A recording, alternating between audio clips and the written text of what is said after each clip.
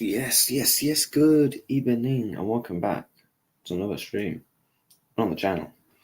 And we are doing the Liverpool versus Fulham preview. So make sure to drop your likes, whatever, down below, and just making sure this is all linked up. 1 second. Why is that not syncing?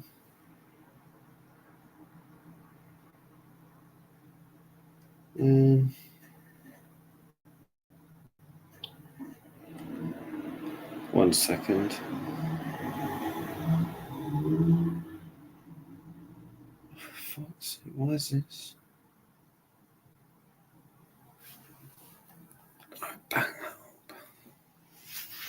Right, let's get into it. Liverpool taking on Fulham at Anfield in a must-win game.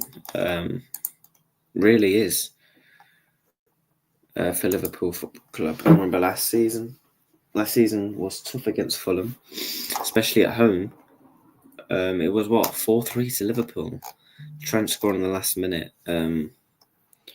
So yeah, we're going to get into the team news, injuries, and score predictions. It's going to be a quick one today because I'm absolutely shattered and I'm recording this quite late.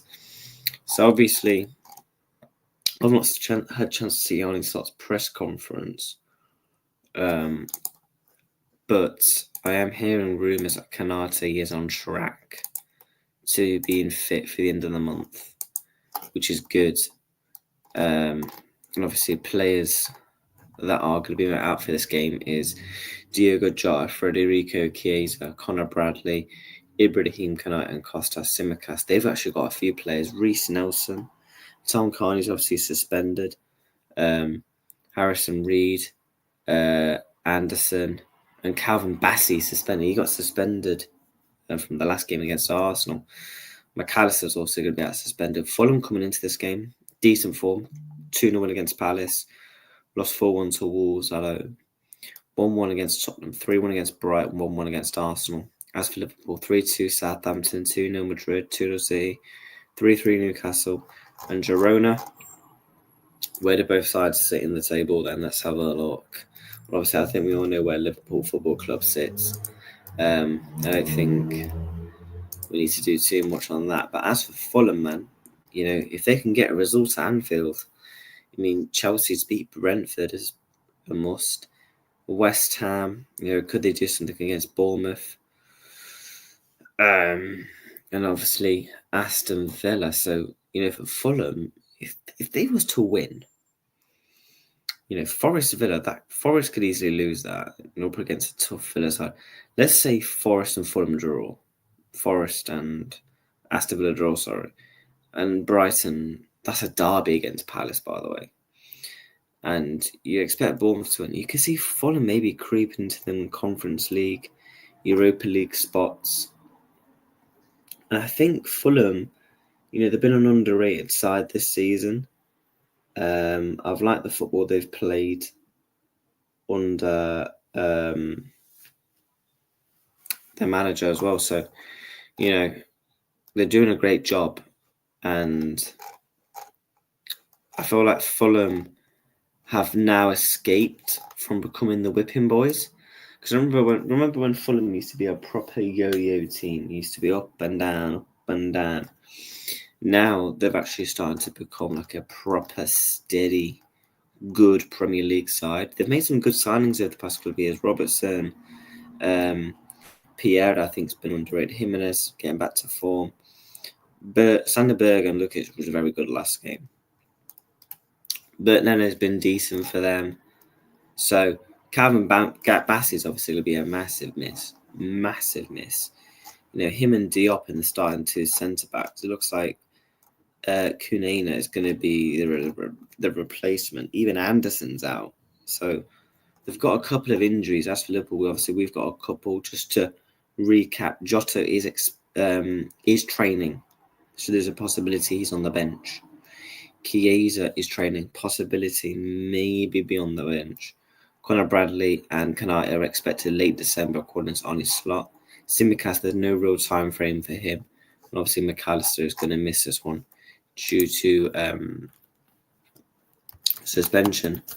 But let's actually do the team that I think Arnie Slot is going to play against Fulham. So let's share the tab with you.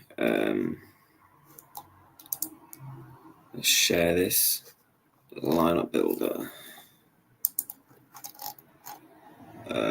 Bosh.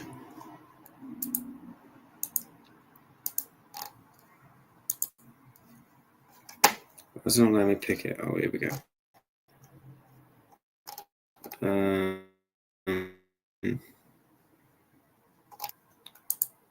Okay, something's happened with the website. It's crashed. Let me see.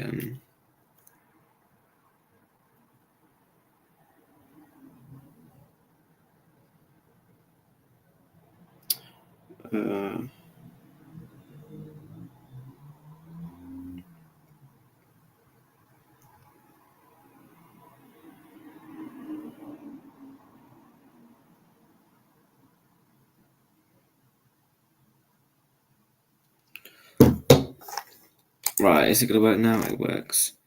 4-2-3-1.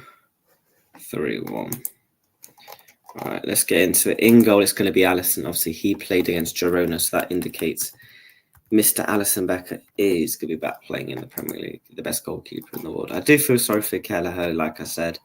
I feel sorry for him, man, because I feel he did a brilliant job for us, Queven Kelleher, and I feel like he might feel a bit hard done by. Do you know? I'm not saying Alisson has to compete for a space. I don't think he has to. But why not leave another game or two? Do you know what I mean? I think he's going to be playing the Carabao Cup game next week, to be fair to him.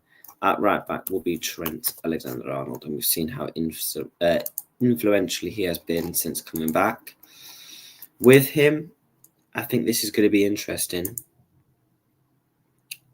Who will play at centre-back with Virgil? Let's get Virgil in straight away. I believe it's going to be Joe Gomez, but I'd want to see. I kind of want to see Jarrell, if I'm honest.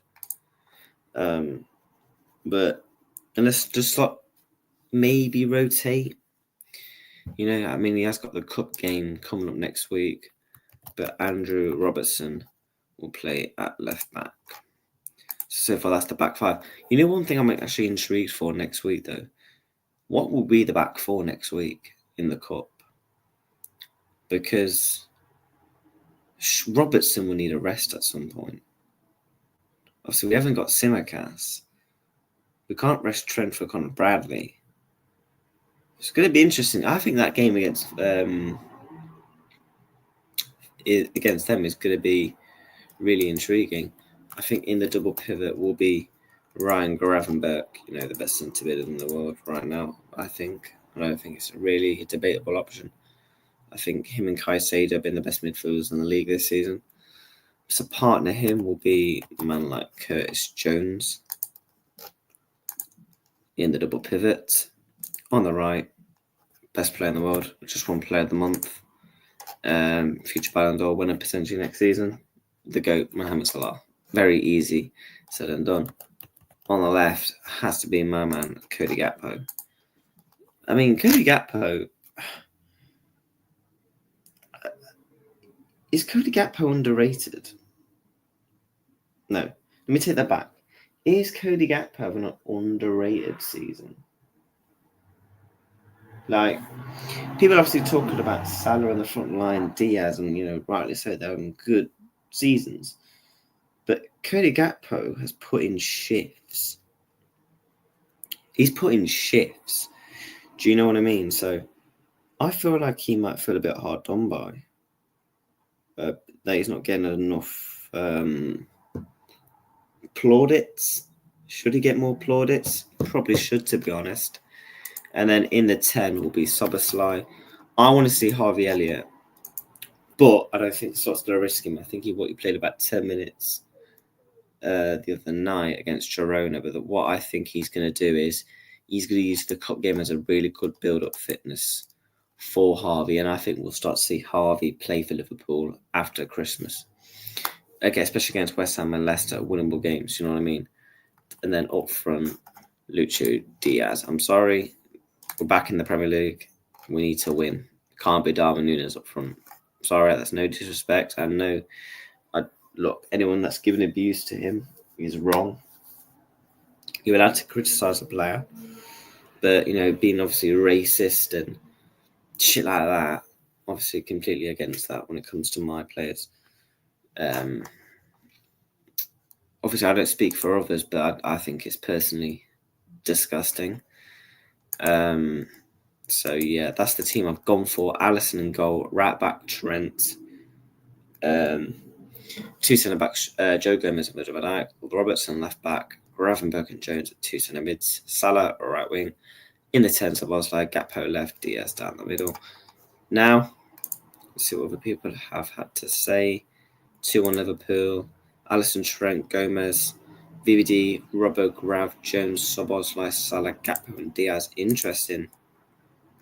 So let's get into my score prediction. What do I think? I've gone with a 3-1 Liverpool win.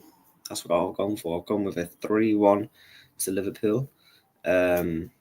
I don't think it's going to be an easy game. And Fulham show that they're a well-disciplined, good, balanced side. And we saw that last season as well. So it's going to be a tough game. And obviously, the last time we played in the league was about a week and a half ago against Newcastle. So we've got to pick up some more points. I mean, I don't know the full fixtures for this weekend. So you got Arsenal. There's no 12:30. You got Arsenal, Everton, Liverpool, Fulham, Newcastle, Leicester, Wolves, Leicester, Forest, Aston Villa, Brighton, Palace, Man United, Man City, Man United, Chelsea, Brentford, Southampton, Tottenham. Then the Monday, is that Monday Night Football? Bournemouth, West Ham. So for me, the dream, Brentford could do something this weekend. Although their away record isn't as good as our home form, they could do something, especially with the amount of goals that they're scoring as well. Everton, they're not going to do fucking nothing to Arsenal, especially at the Emirates. I feel like Arsenal now, Everton was always a tough team from now, the past couple of years. Arsenal just batter them. So, quick predictions for tomorrow. I'm going to go 3-0 Arsenal. Obviously, 3-1 Liverpool. Newcastle, Leicester. 2-1 Newcastle. Wolves, Ipswich. 2-0 Wolves. Forest, Aston Villa, 5:30 kickoff. Ooh. 2-2. Brighton, Palace. 2-0 Brighton. Man United, Man City. I'm going to go barnstorming 3-3. Chelsea, Brentford, 3-2 Chelsea. Southampton, Tottenham. Man, if Tottenham don't win, fuck, 1, Southampton 1, Tottenham 2. They'll get the job done. And then Bournemouth, West Ham, 2-0 Bournemouth. Apparently some key insights though. Liverpool scored 11 goals in the last 5 matches, have kept most clean sheets in the competition. Liverpool haven't lost to Fulham in the last 6 meetings. 4 wins, 2 draws. Then the last time Fulham beat us, I think the last time Fulham beat us was the last time they beat us? In COVID, I think. Doctor Reed or something like that. I think that's his name. Scored against us. Good finish, to be fair. But that's my score prediction on my team that's going to play the game. Liverpool needs to 100% bounce back. There's not going to be a watch along tomorrow, but there will be a match reaction when I get back from town. So, yeah. Make sure you smash that like, subscribe. Match reaction at tomorrow. Up the fucking Reds.